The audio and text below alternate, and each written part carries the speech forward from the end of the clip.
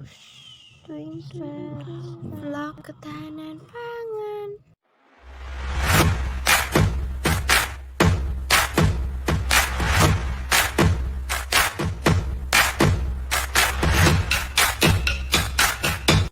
Kembali lagi di Breaking News bersama saya Maria Natalia. Hari ini kita akan membahas tentang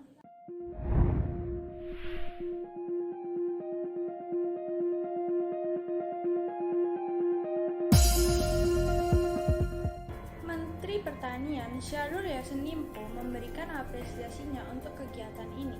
Menurutnya, pandemi COVID-19 telah menyerang secara global. Dampaknya saja bisa kita lihat, mulai dari kesehatan, ekonomi, sosial budaya, pendidikan, keagamaan, hingga pertanian dan pangan. Kondisi ini sangat mempengaruhi proses penyediaan pangan bagi masyarakat. Maka dari itu, Kementerian Pertanian menerapkan kebijakan penanganan COVID-19 dengan cara melalui program jangka pendek, menengah, dan panjang.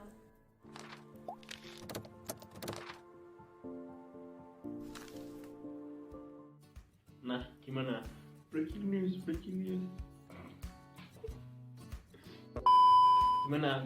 Breaking news, anjay. Breaking news yang dibawain sama Maria tadi. Breaking news. Saya gimana sih bacanya?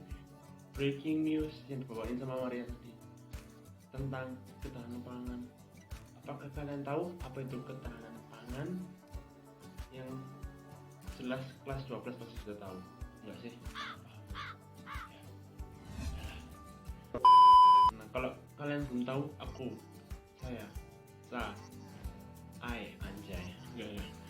Aku betul-betul apa itu ketahanan pangan?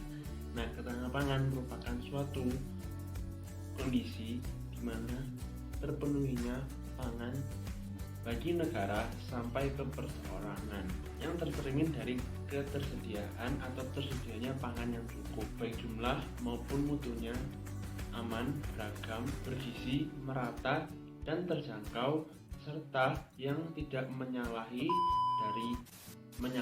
atau bertentangan dari agama, keyakinan, atau budaya dari masyarakat sendiri untuk dapat hidup sehat, aktif, produktif secara berkelanjutan. Nah, itu dia pengertian dari ketahanan pangan. Kalian tahu nggak sih, Indonesia sekarang lagi menghadapi yang namanya krisis ketahanan pangan. Tetapi dari adanya masalah-masalah ini, pemerintah sudah mulai mengupayakan upaya-upaya sendiri yang dilakukan pemerintah itu sudah ada beberapa. Di antaranya yang pertama itu ada luasan lahan pertanian yang produktif, itu perlu dipertahankan dan dijaga dari derasnya upaya konversi. Yang kedua, upaya yang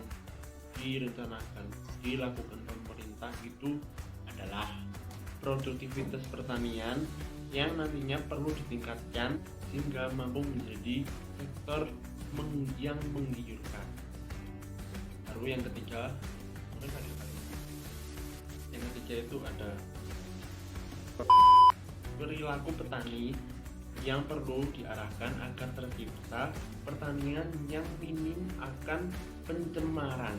Yang keempat, yang terakhir, yaitu ada diversifikasi pangan dan budaya untuk memanfaatkan produk pangan lokal yang perlu digalakkan kembali.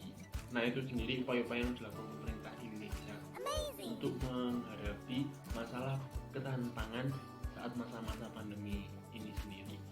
Tapi kalau di luar negeri, contohnya di Eropa sana, kayak ada itu pemerintahan Eropa bekerjasama dengan perusahaan internasional Amerika Serikat di bidang agrikultur yang bernama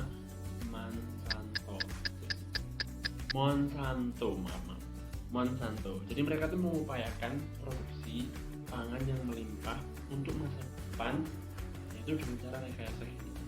Kalau kalian ingin tahu, enggak sih, harus kalian tuh harus tahu apa itu rekayasa genetika, apa itu bioteknologi. Kalian langsung saja dengar penjelasan dari Lukas, karena saya tidak paham apa itu rekayasa genetika. Paham sih, cuma kurang apa sih namanya, gitulah. Cuma kan harus dengar penjelasan Lukas karena penjelasan dari Lukas sih. Kalau yang tidak paham berarti kita kayak sefrekuensi gitu loh, sama-sama tidak paham sih paham ya, cuma ya, kan kemampuan otak kan orang beda-beda ya untuk menyerap ilmu, menyerap apa yang kayak apa gitu loh, ya beda. Udahlah, kalau saya udah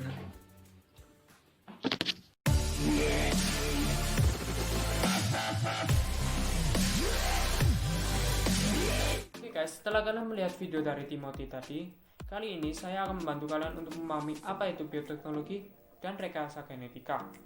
Bioteknologi adalah cabang ilmu yang mempelajari pemanfaatan makhluk hidup ataupun produk dari makhluk hidup tersebut yang dimana digunakan untuk menghasilkan barang ataupun jasa.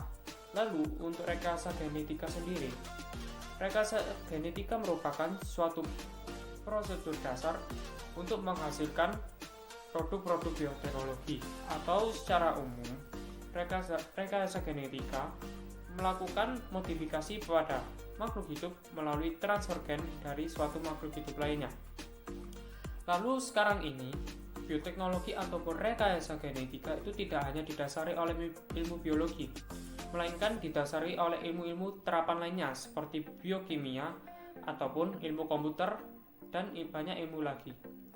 Lalu untuk negara-negara maju sekarang ini, mereka banyak menggunakan bioteknologi atau rekayasa genetika untuk menjaga ketahanan pangan di negara mereka. Lalu banyak produk-produk yang dihasilkan melalui bioteknologi ataupun rekayasa genetika seperti jagung yang tahan hama dan serangga, lalu kapas resisten hama dan serangga, pepaya resisten virus, lalu padi yang mengandung vitamin A, pisang yang mengandung vaksin hepatitis, ataupun enzim memacu produksi susu sapi. Lalu, apa sih fungsinya bioteknologi dan rekayasa genetika di bidang-bidang kehidupan? Oke, saya akan memberikan salah satu contohnya, seperti pada bidang medis. Bioteknologi ataupun rekayasa genetika sudah dilakukan pada bidang medis. Dengan contohnya adalah para pegawai medis menggunakan lintah umum yang digunakan untuk merawat penyakit dengan cara lintah tersebut dibiarkan untuk menghisap atau menyedot darah pasien. Drop it.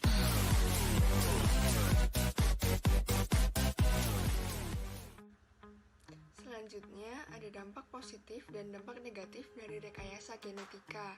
Dampak positif dari rekayasa genetika yang pertama yaitu untuk konservasi. Misalkan terhadap makhluk hidup yang sudah punah, diharapkan bisa direkayasa genetiknya. Kemudian, rekayasa genetika untuk meningkatkan hasil pertanian, seperti pemberantasan hama dan pemulihan tanaman melalui kultur jaringan. Lalu ada rekayasa genetika dalam upaya peningkatan hasil peternakan. Nah, yang pertama ini ada inseminasi buatan. Inseminasi buatan ini mengubah pemulihan hewan secara revolusioner. Selanjutnya ada antibodi monoklonal. Tidak seperti pada tumbuhan, hewan tidak dapat berkembang biak secara aseksual. Jadi, satu-satunya cara untuk memasukkan gen asing ke dalam sel hewan, termasuk memungkinkan penurunan sifatnya, adalah dengan menyisipkan DNA asing ke dalam sel kelamin, yaitu sel sperma, sel telur, ataupun ke dalam zigot. Dan ada produksi hormon tubuh sapi.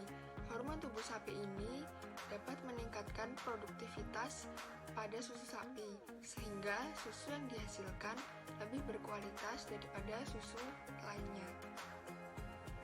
Dan dampak positif dari rekayasa genetika yang terakhir adalah rekayasa genetika dalam upaya meningkatkan kesehatan masyarakat.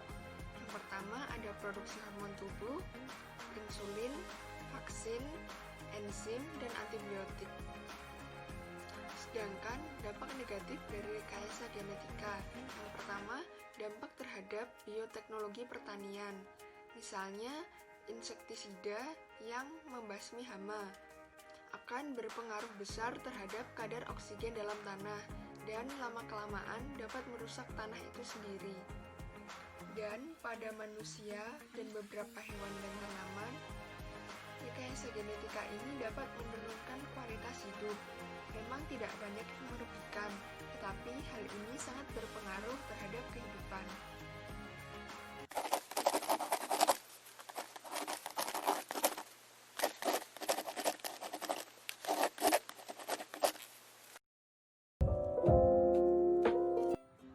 Hai guys, hari ini aku mau nyobain kue talam. Kue talam ini makanan daerah yang dimodifikasi loh. Di setiap daerah pasti ada kue talam. Yuk cobain.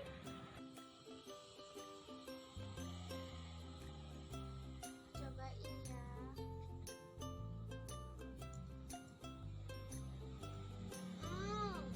Enak.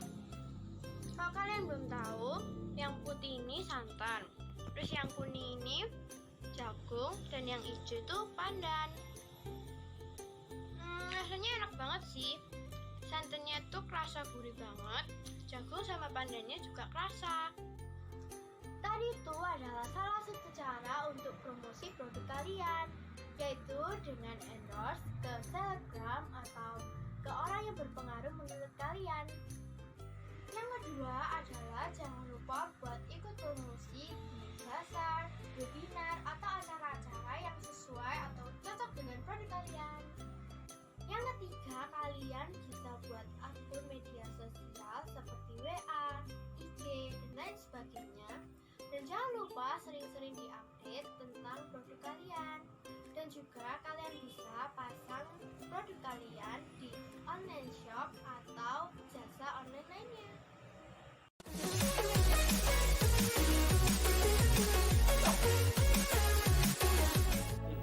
Bagaimana setelah kalian melihat iklan dari teman kami, Ella?